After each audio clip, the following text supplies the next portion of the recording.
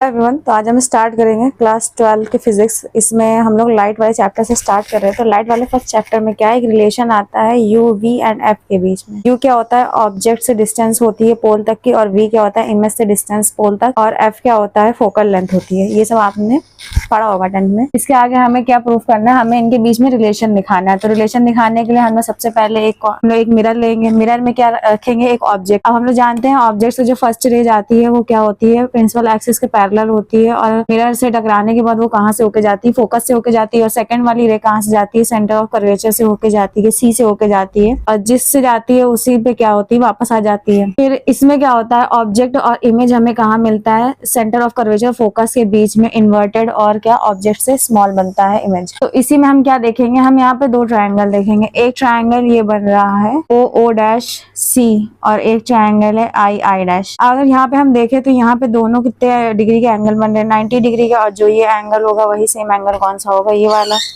तो जब हम लोग जानते हैं ट्रायंगल की प्रॉपर्टी से, जब दो एंगल सेम होते हैं तो तीसरा एंगल क्या होता है, अपने आप सेम हो जाता है। तो ये दोनों एंगल क्या होंगे, सेम एंगल वाली प्रॉपर्टी से सेटिस्फाइड करेंगे। उसमें क्या होता है, जो लेंथ होती है, लेंथ का रेशियो उनकी विड्थ के रेशियो के क्या होता है, बराबर होता है। तो लेंथ कितनी है इसकी, ओ ओ डैश अपॉन में आई आई डैश, मतलब इन दोनों के लेंथ का रेशियो और इन दोनों के बीच के डिस्टेंस का रेशियो क्या हो जाएगा, इक्वल आ जाएगा। तो ओ ओ डैश और आई आई डैश इक्वल में क्या आ जाएगा, ओ सी अपॉन में सी आई। फिर ऐसा ही सेम हम इन दोनों ट्रायंगल में देखेंगे, ट्रायंगल ए एन एफ और एफ आई आई डैश वाले ट्रायंगल में। इसमें क्या होगा, ए एन अपॉन में आई आई डैश इक्वल में होगा एन एफ अपॉन में एफ आई के। और हम जानते हैं कि ये जो हमने एन लेट करा, ये परपेंडिकुलर डाला, ये पोल से क्या है, काफी नियर की डिस्टेंस होती है, क्योंकि हम लोग डायग्राम बनाते हैं उसमें ये डिस्टेंस हमें थोड़ा कम लगती है, लेकिन ये होती डिस्टेंस ज्यादा ही है। एन को हम पी से रिप्लेस भी कर सकते हैं यहाँ पे।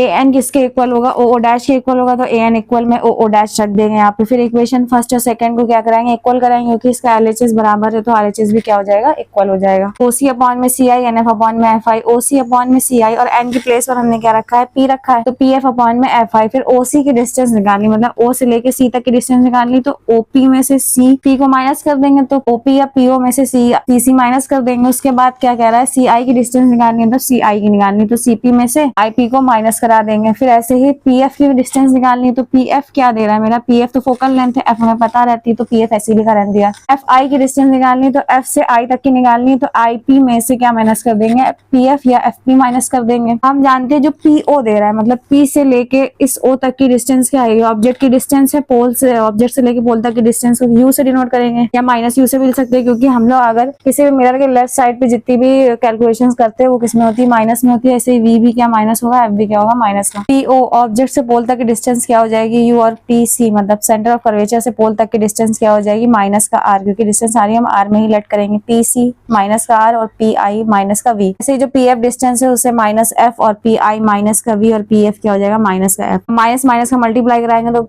प्लस हो जाएगा। हम जानते हैं जो सेंटर ऑफ कर्वेचर आर की वैल्यू होती है वो फोकस की क्या होती है, जस्ट डबल होती है, तो वो वैल्यू यहाँ पे रख देंगे। उसके बाद क्या करेंगे, माइनस माइनस प्लस करने के बाद हम इसका क्रॉस मल्टीप्लीकेशन करा देंगे। क्रॉस मल्टीप्लीकेशन कराने पे क्या होगा, इस पूरी इक्वेशन का मल्टीप्लाई इससे और इस पूरी इक्वेशन का मल्टीप्लाई माइनस एफ से कराएंगे। इसमें अगर वैल्यूज का मल्टीप्लाई करा तो माइनस का यू का मल्टीप्लाई माइनस का वी एफ में कराएंगे, तो माइनस माइनस क्या होगा, plus u v, minus plus minus का यू एफ, टू एफ का मल्टीप्लाई माइनस में, तो माइनस का 2FV, और प्लस का क्या हो जाएगा 2F स्क्वायर, और इक्वल में क्या हो जाएगा, प्लस का 2F स्क्वायर प्लस का 2FV। अब इन सारी इक्वेशन को इधर ले आएंगे माइनस कराने के लिए, तो UV माइनस का UF माइनस का 2FV प्लस का 2F स्क्वायर माइनस का 2F स्क्वायर माइनस का 2FV इक्वल में क्या हो जाएगा 0। 2F स्क्वायर से 2F स्क्वायर कैंसिल हो जाएगा, तो UV माइनस का UF माइनस माइनस प्लस हो जाएगा, तो क्या हो जाएगा 4FV इक्वल में क्या आ जाएगा